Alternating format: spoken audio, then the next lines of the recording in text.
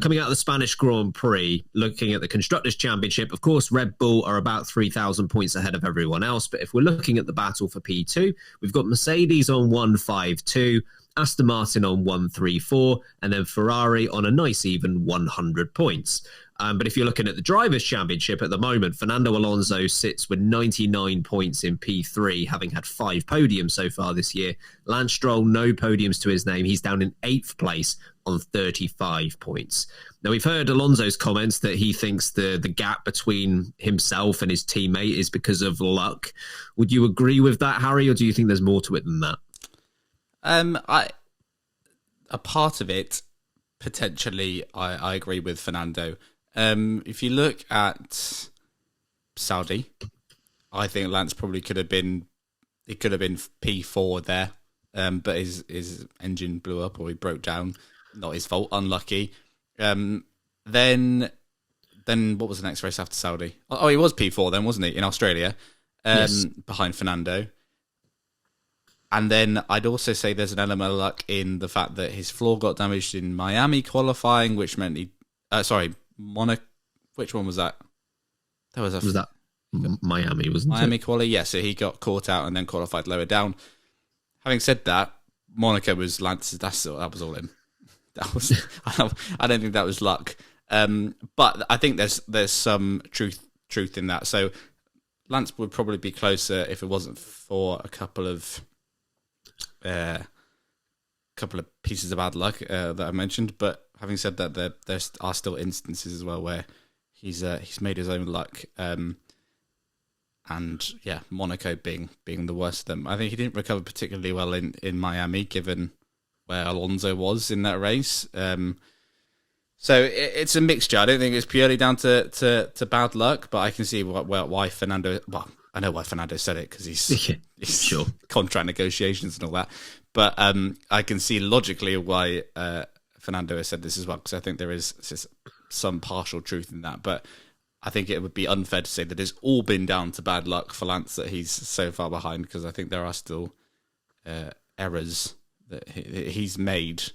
Again, Monaco, looking at you, that he's made that have meant that he's that far behind him. I was doing a little bit of research on this topic, and I couldn't believe that. Do you remember Bahrain and how there were serious question marks about whether Lance Stroll was even going to race there?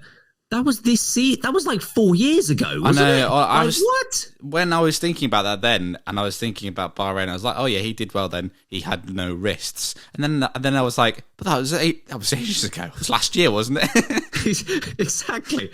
I mean, we're only on like race 7. That happened 6 races ago. Oh man, long season.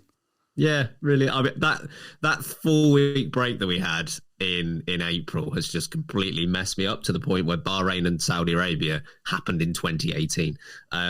Yeah, I think you're probably you're mostly right here in terms of it is some luck, but also some skill as well, to put it mildly. I think certainly with Fernando Alonso and Aston Martin and the whole dynamic at the team, I don't think they need Lance Stroll to be this number one prime driver. That Alonso can do that. That's okay. They just need Stroll to be good enough to the point where he can be a reliable number 2 in the same way that Ferrari and Mercedes have got it worked out at the moment, where you know that there is that consistency amongst both of their drivers and the reliability that if one of their drivers doesn't perform on a certain weekend, which happens to all Formula One drivers, is the other one going to be there to back it up? And at the moment, at least in terms of points, that's not happening at Aston Martin. If you look at Fernando Alonso is on 99 points. He is 1 point away from outscoring Ferrari by himself. Ferrari have scored 1 more point than Alonso this year. He's not enjoying that at all, is he? Not at all. But it does also serve a point that if you've got 2 Fernando Alonsos in your team, you're very close to 200 points rather than 134 that they're actually on.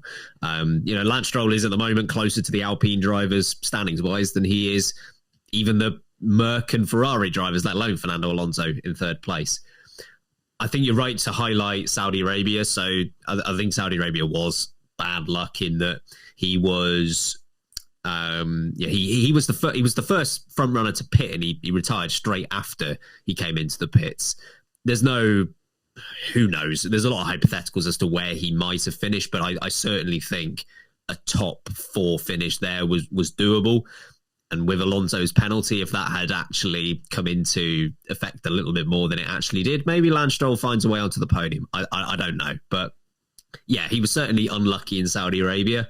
The problem is, if I'm looking at the other races, for the most part, there isn't too much in the way of luck. I think it is more he's just been outpaced over the weekend. So Bahrain, you could argue mitigating circumstances there. Was he at 100% fitness? Probably not. But Fernando Alonso wins that by 15 seconds or so. Australia, he could say he was unlucky not to get a podium. The truth is that he had the chance for a podium and he locked up when he had the chance for P3. Oh, yeah. And took a trip across the gravel, and he was saved by the red flag and got him back to P6, which ultimately, with Sainz and Gasly running into issues themselves, got him the P4. So I think he was more lucky than unlucky in that situation. And then if we're looking at the most recent ones, Azerbaijan didn't really have the pace to compete with Alonso there.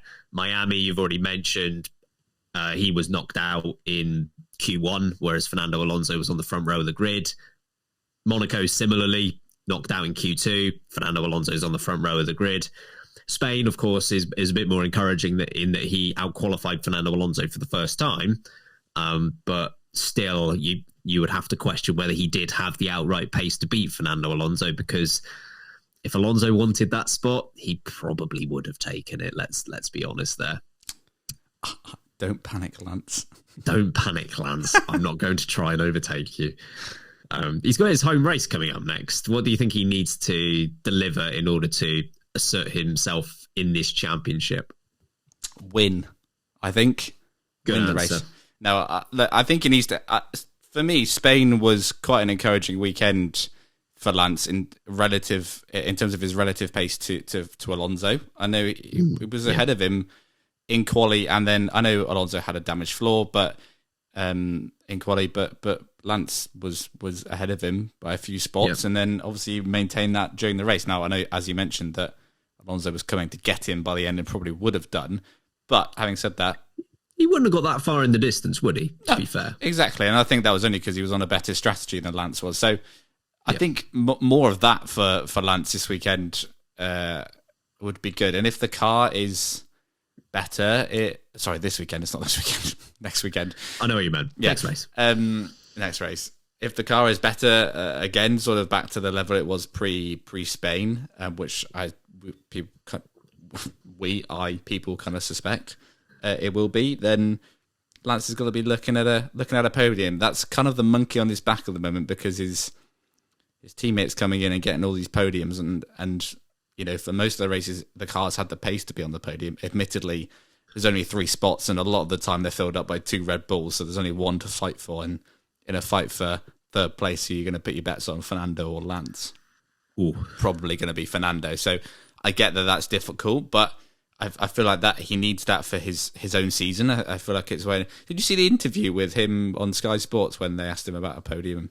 He got very... I don't think I did. Oh, it was just, I think Sam retweeted it. That's how I saw it. But he was he made a joke about not getting excited about a podium. It's funny. Go and watch it. But my point being, it does seem like that's something that's weighing on his mind slightly, and then you can see why. Fernando's come in and had all this success, and I was going to say not that it's Lance's team, but it's Lance's. Yeah, not far off. Not far off. So yeah, it's got to be tough for him. So look, he's got to do the same as he did in Spain, and if that car's competitive, then he's got to be aiming for a podium at least. Yeah, I know. Obviously, in front of home support, that would be ideal for him. I think actually the most encouraging thing from my side for Lance Stroll's season so far has actually been qualifying. I thought he was going to be outclassed in qualifying more than he has been so far. Appreciate that Miami and Monaco were pretty disastrous in that in both races Alonso had a front row, and in both races Lance Stroll didn't get through to Q3. But if you exclude those and look at the other 5 results, Lance Stroll has made Q3 in all 5 of them. And I don't think Bahrain might have been the worst of the 5. Again, potentially mitigating circumstances there with him not having had testing the week before. Bahrain was the worst at half a second difference between Alonso and Stroll. Outside of that, all the other ones have been 2 tenths, 3 tenths. Like, there haven't been any 1 second gaps. There haven't been any 7.5 tenth gaps. Lance Stroll has historically been bad at qualifying. Like, he was out qualified by Sergei Sorokin at Williams. He's never been a great qualifier, and I thought the gap would be bigger actually between him and Alonso, and it hasn't to this point. So that's probably the most encouraging thing I've seen from him so far this year. Well done, Lance.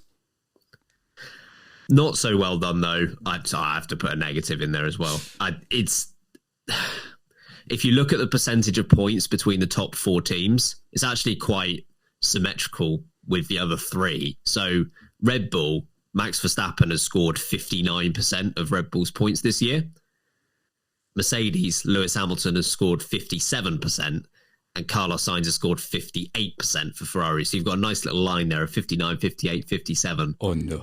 Yeah, Alonso's got 74% of Aston Martin's points. So at some point, at the moment, it's difficult to argue that if Lance Stroll had performed to the level of Carlos Sainz or Charles Leclerc or George Russell, Aston Martin would be in second in the championship. It's very difficult to argue against that. So even if we don't need Lance Stroll to be Fernando Alonso-esque, do need him to be better than what he's producing at the moment.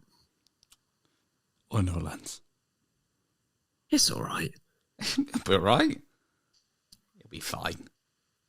That's our conclusion from this segment. You'll be fine, Lance. You'll be right.